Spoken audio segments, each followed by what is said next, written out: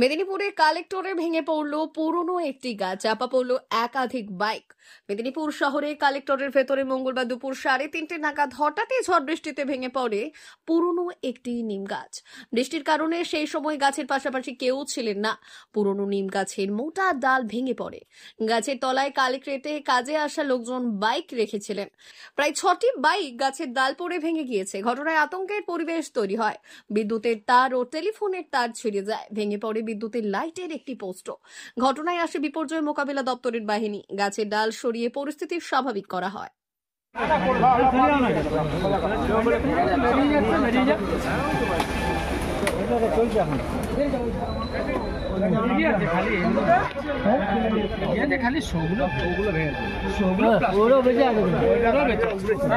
বেঁচে আছে।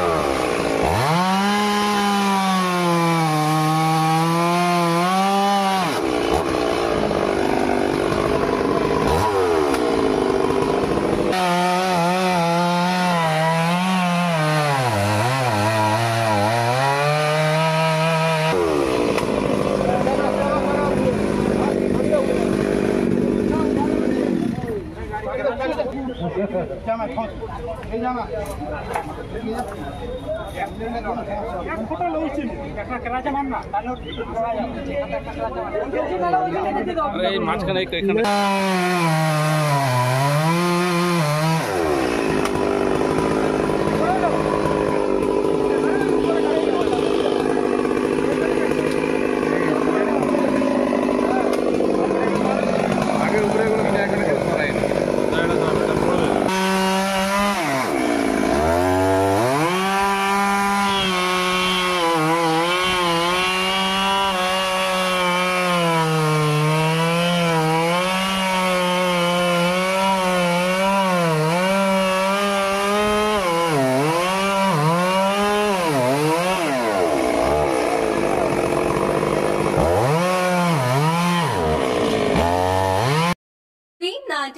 Hotel and restaurant, Narayangarh bypass, Paschim Medinipur.